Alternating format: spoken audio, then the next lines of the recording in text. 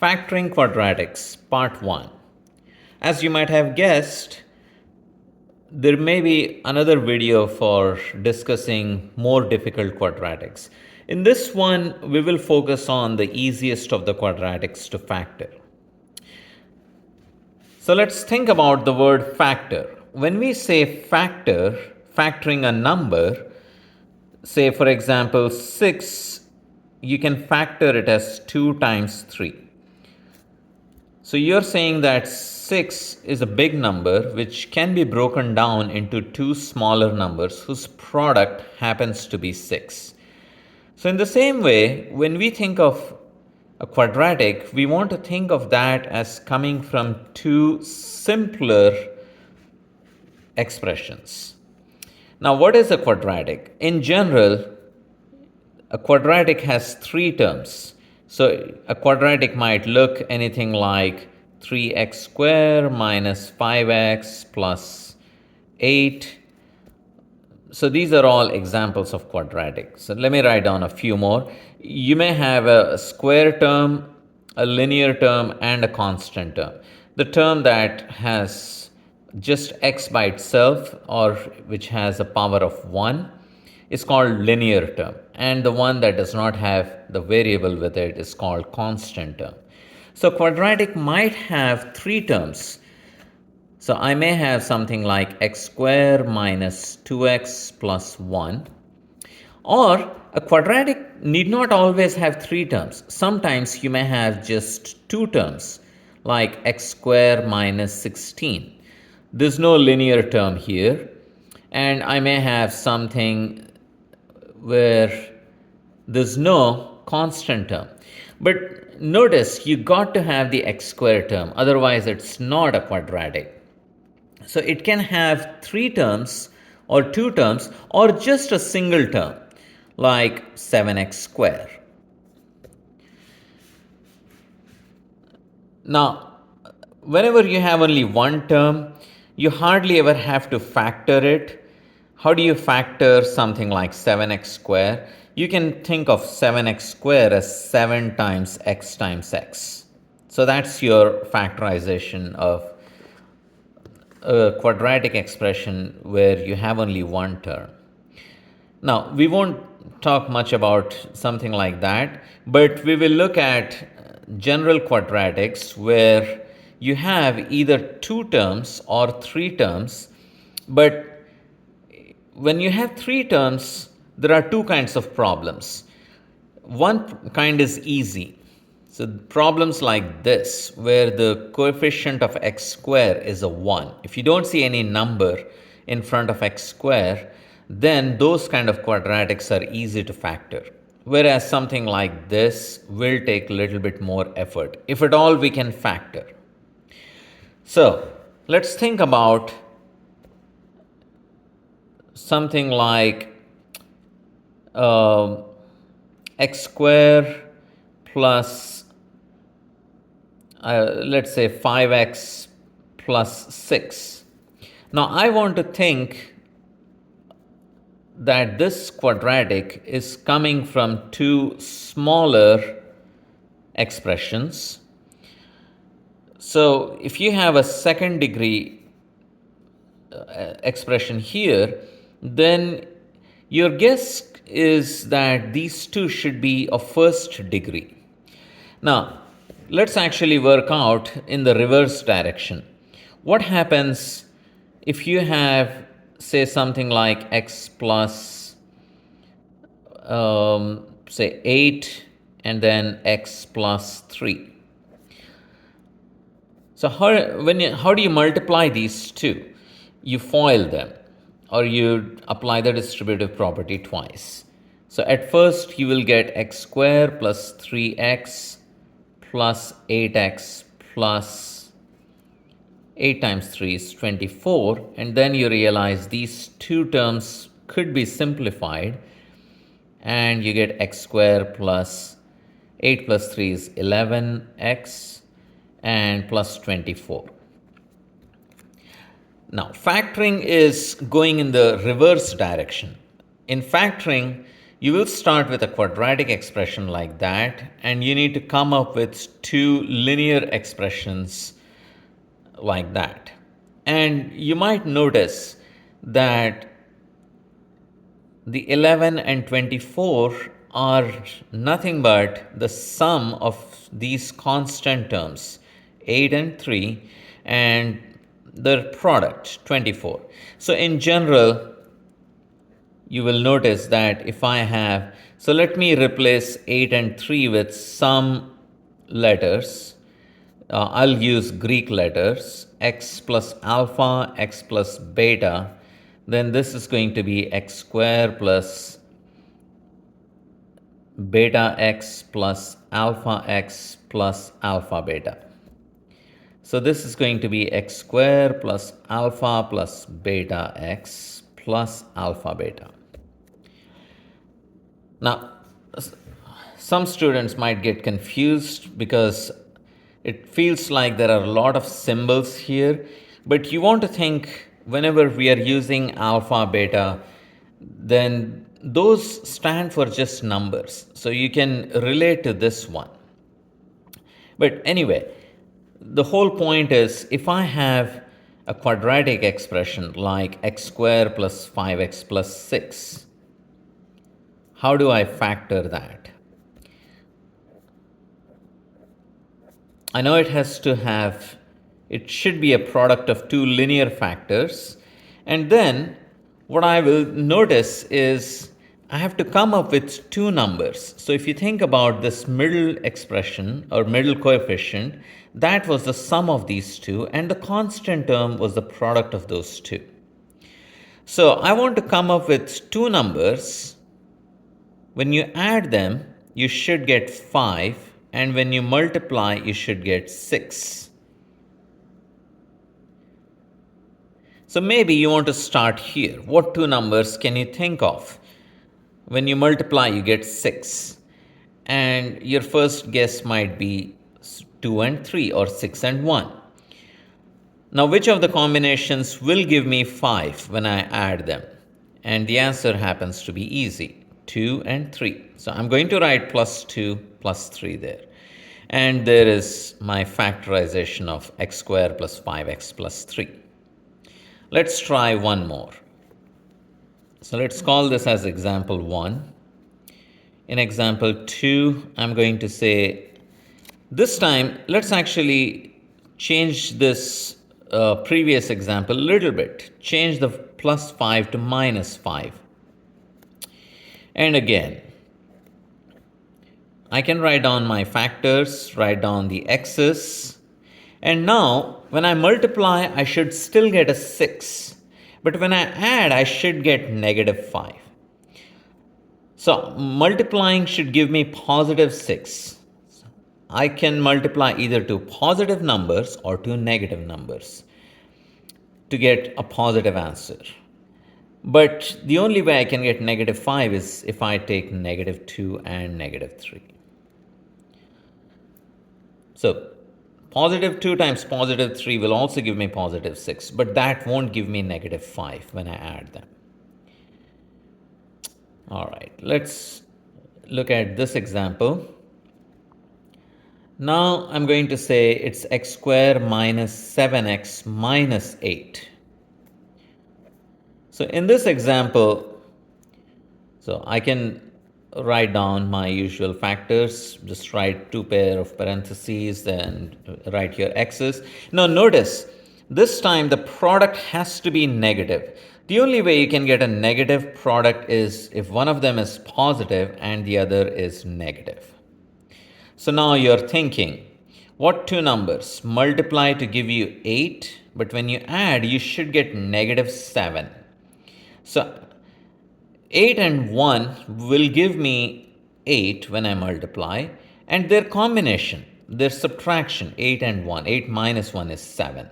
But I need negative 7, which means I'll take smaller positive. So the plus would have a smaller number, minus would have a larger number.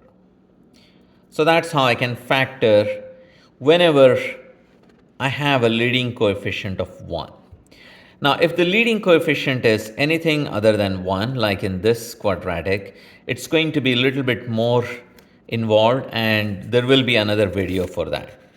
Now, let's discuss what happens when you don't have 3 terms.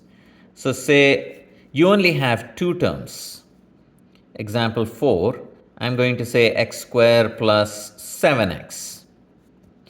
So, if I don't have constant term, then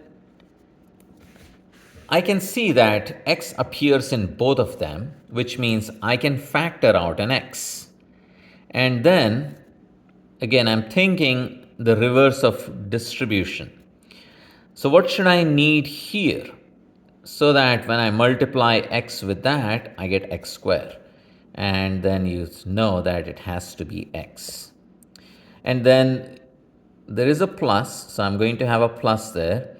Now, what do I need here? So that when I distribute, I get 7x. X is already outside, so I'm going to have 7 inside. And that's my factorization.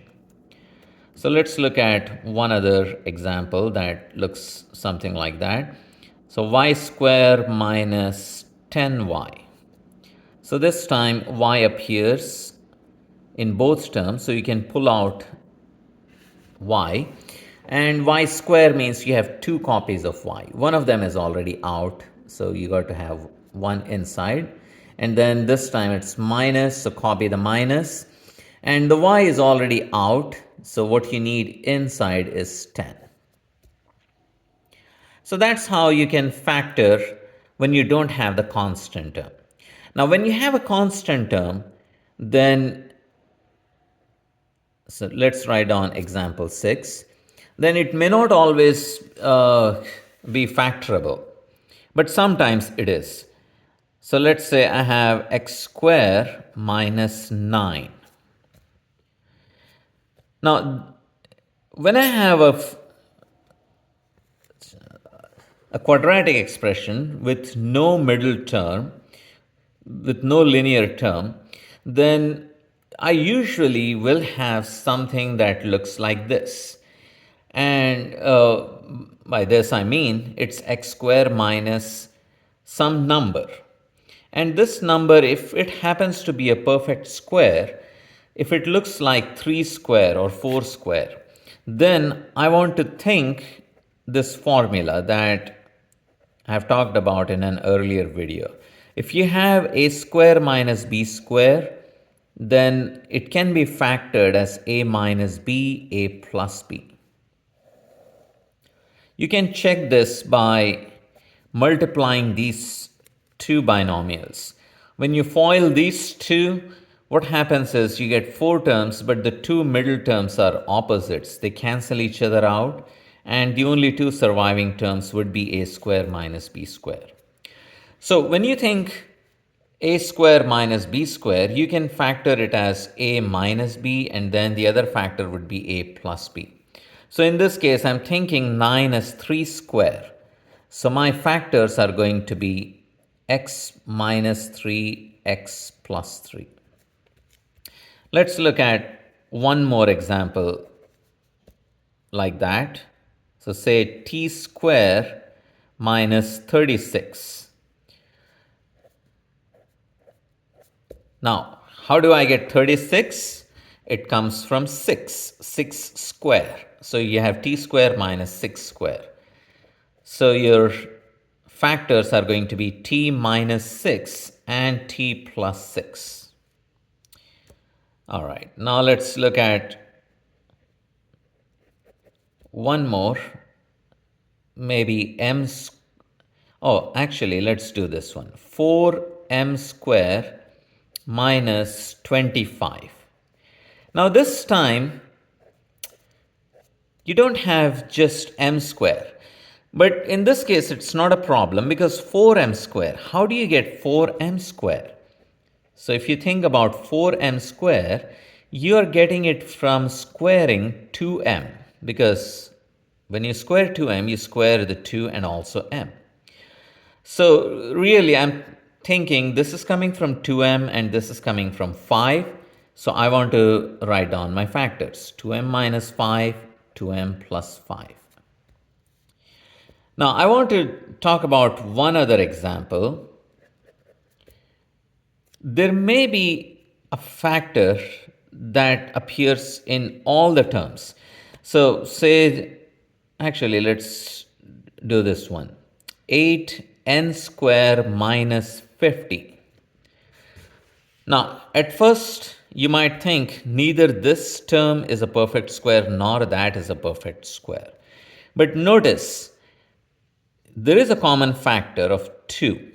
They're both even numbers. 8 is even, 50 is even. So if you factor out a 2, then what you notice is you have 4n square minus 25. So you already have a factor of 2 outside. So now inside you would have 4n square, and in place of 50 you're going to have only 25. Now you realize that you can factor this as 4n square, just like in example 8, it's coming from 2n, and 25 comes from 5, so it's 2n minus 5, 2n plus 5. Now, this might happen. You may end up with a common factor that appears everywhere. So let's say I have this 3x square minus 15x plus 18. Now, even though we have not talked about how to factor quadratic where the leading coefficient, the number in front of x square, is something other than 1, in this case, notice that all the three terms have 3 in common, which means I can factor out a 3, and then this expression becomes 3 outside, and inside the parentheses it's just x square minus 5x plus 6. So this is easy now. So we know how to factor that. So how do you factor a quadratic like that? Now you think about, now the leading coefficient is just 1, which means you write your x's and then you think about how to get positive 6 on multiplication, negative 5 upon addition. You get minus 2 and minus 3. So that's the factorization for this quadratic. So in the second part of factoring quadratics, we will talk extensively about a quadratic where the leading coefficient is not 1.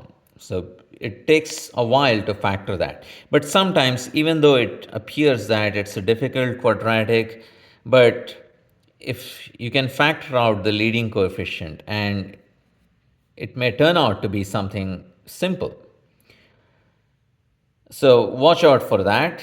You may not have to do as much work. That's what I'm trying to say. The problem might be actually easier.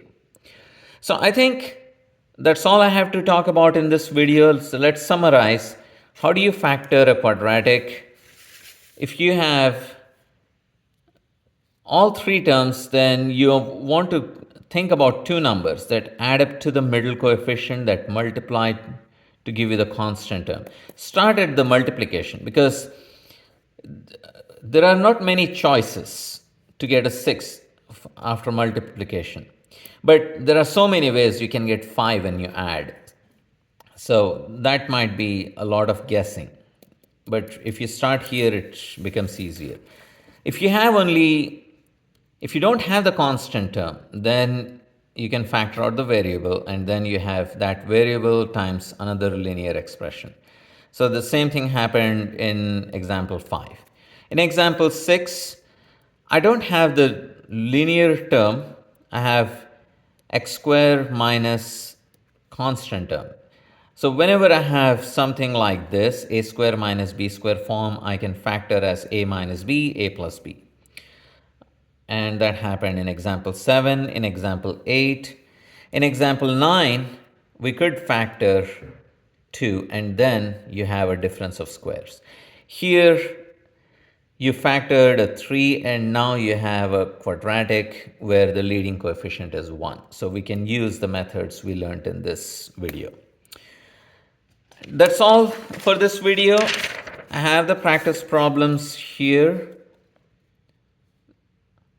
And As always, I will have the answers to the practice problems in the video description. So good luck, and I'll see you in the next video. Thank you.